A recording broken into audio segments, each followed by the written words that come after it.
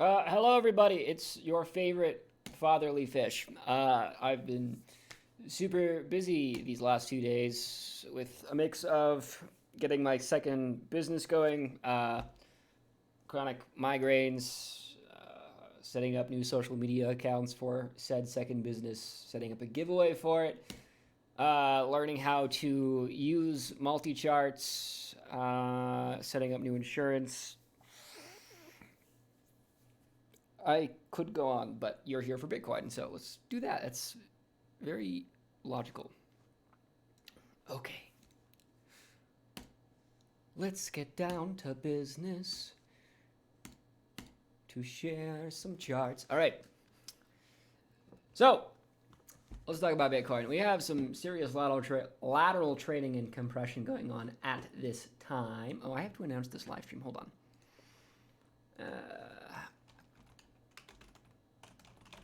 All right, we're good. So let's get ACAT loaded up so we know what to talk about. We did have this significant downward move that we have visible here, which did generate a large overexpansion. And as with every large overexpansion, it tends to result in a significant compression range after the mean reversion condition has begun. So we can define that by looking at our longest overexpanded period, which is 140. And based on the resulting volatility overhead, we can define compression ranges. So let's do that now. Let's hide Bollinger Band Meow Mix. Goodness gracious, it's beautiful. So what are we looking at? What you want to notice here is we talked that the bottom was viable on the 22nd. We saw one last final failed push to the downside with decreased volume and a tapered bottom. So if you have exponential increasing points, but your last leg shows price divergence, I guess we could have CCI divergence as well. Yeah, or we get a lower low, but this new lower low, right? So we have this initial low, and then we have a lower low, but it increases like that. Well, why does that happen? That's because you have an expanding data set. Right, so if you have a distribution of numbers ranging from 9 to 10, 12 is going to seem like a very large outlier.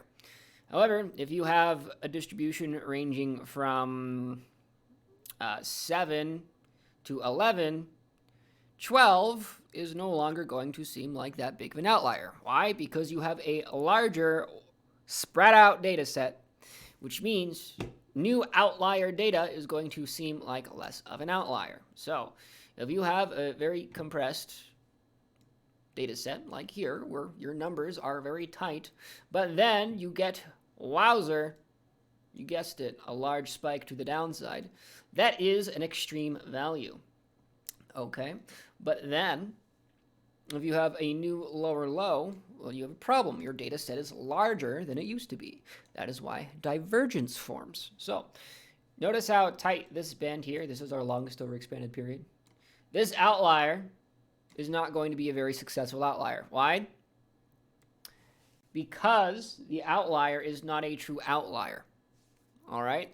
It is a warning sign, a very consistent warning sign, that your data set is about to get a whole lot larger. And if you have a larger data set, it is capable of accommodating larger moves.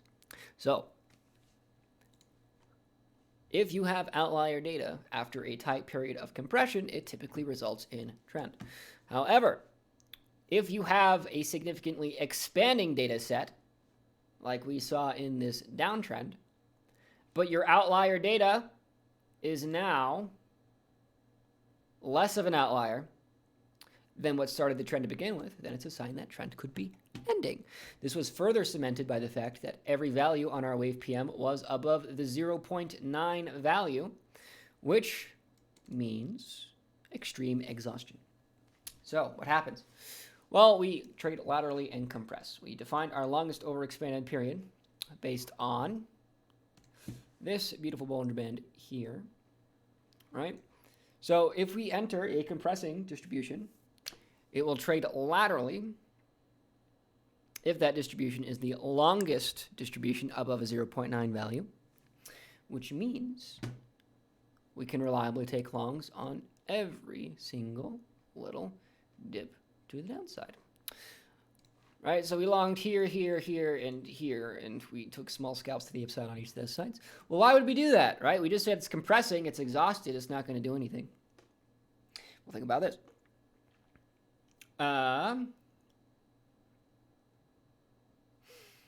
It's kind of like dropping marbles into a bowl, okay? You kind of expect them all to go towards the center, all right? Sure, some might bounce out, but you have a bunch of random points of data. However, slope points towards the center of the data because the data is concave and funnels everything towards the center. Now imagine the bowl constantly gets smaller as well. All right, it's compression. Beautiful. So we have a compressing set of data points, and we have a metric that allows us to define the range of those data points during the compression. Oh my goodness, do you see how this is all coming together? So, what's next? Now, our green band forms when there is lateral trading, either resulting from a stall in trend or a mean reversion condition. So, we have our green band. If we enter our green band, we tend to stay in the green band. Very nice. Ooh, goodness. Look at that. Look to the upside, stopping right there at the edge of the green band. If we go outside of this little green band, it means we have new expansion, new set of data points, and a new set of data points means new trend. Goodness. Look at how that lines up so cleanly. So, we have two extreme values if price were to suddenly begin trend because it wanted to. Right? We can technically begin trend because the 0.9 value on the 140 period has compressed below the 0.7 value, which turns that reading green. Green means go, red means stop, okay? So, we are good to go on trend. We have very little volatility overhead and can expand up to the 200 period. Goodness, that is a lot of overhead to start trend, mind you. Goodness, that is more overhead than what we saw in the previous example. Goodness. So, if price wants to trend, it very may well trend. Of course, this simply means there is the potential energy to trend. It does not give us direction, and it does not give us a time frame as to when it might happen, right? All I'm saying is there's gas in the tank, and the foot is hovering over the gas pedal. We just have no idea where the driver wants to go. However, as soon as the driver slams down on that pedal, we're going to have a very clean and predictable method of identifying the direction of the trend. So, all right. If we see a spike outside 7,650 or 7,075, those are our values.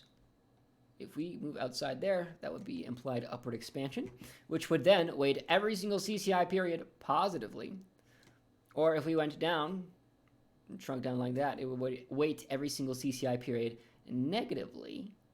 Goodness. And if you have high potential energy and weighting to either the upside or the downside, it will trend either to the upside or the downside.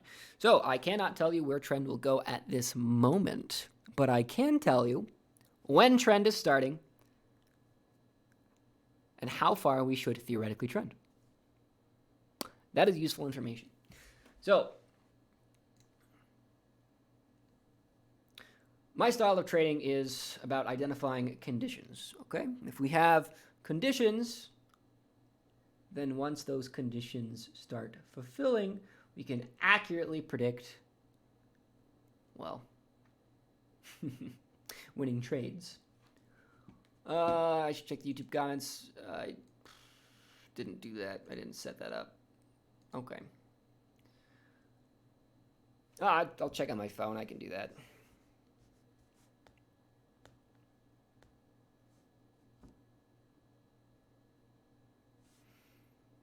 Okay. 8-hour MR, 8 cat. Wow, that was very concise, and I know exactly what you mean. I actually don't have the 8-minute setup, so we're gonna 8 hours, 8. Also, what's nice about this indicator is it's generally going to show you pretty consistent readings no matter what chart you're looking at. So, Right, okay, so look at this. This is 110.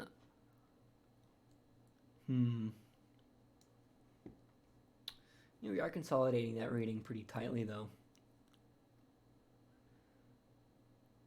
All right, so what I don't like about using this time frame here, I'll explain this to you. So here on the 4 hour, ooh, yeah,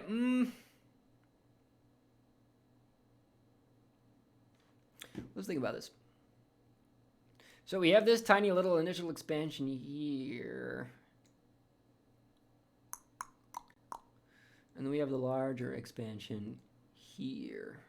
So you either want those completely consolidated or completely separate. If you have them kind of like poking into each other, that's bad. So like you're going to get super accurate mean inversion readings on the 1 hour and 2 hour. Also, this is actually a bearish signal right here on the 1 hour. We do have the small signs of downward trend at the time being. Right, increasing bearish volume, negative weighting, every value below 0.7 with upward expansion. That is short-term downward trend. Do keep an eye on the downtrend.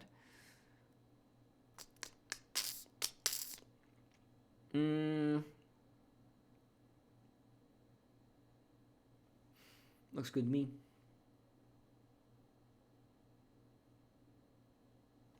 All right, 8 hour.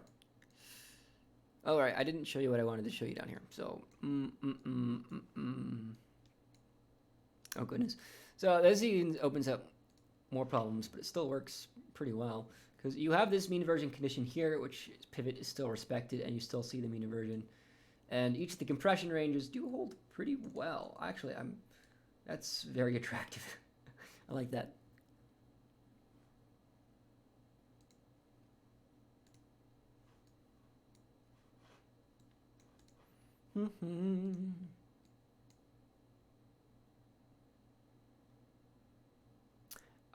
Yeah, I'm hesitant to use the 8 hour chart here because the expansion, typically I only use higher time frames for larger expansions, if that makes sense. All right, so we have this large expansion here, which generates this large distribution, which means we have nice trading.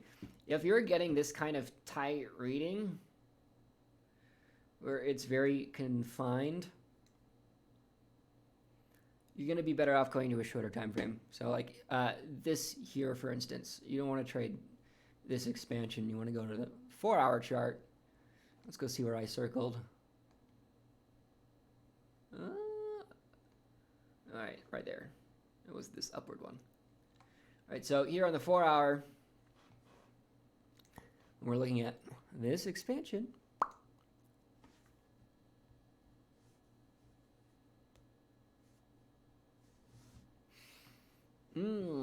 Now see how much nicer that resolution is? Where we have a very clean mean inversion condition and a very clean compression range, and it's much easier to trade. So typically, just for optimal trading, you want separate readings and you want clean overhead. Okay? What I mean is, the clean overhead was the wrong term, excuse me. You want readings between like 120 and 500. All right, expansions below that, you should go to a lower time frame, and expansions above that, you should go to a higher time frame. Okay.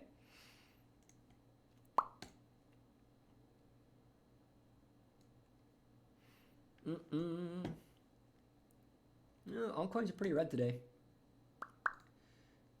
Oof, makes sense though, because I do see this as a bearish expansion. How's FTM doing? Ooh, that's a dip, eh? Oh well. All right, well, I don't see any new comments. That's probably it for today, then. It has been a pleasure. I'll talk to you all tomorrow at 1 p.m. Mountain Standard Time. Have a good one. Ciao. Love you. Bye. This bad boy. I haven't set up my hotkeys yet.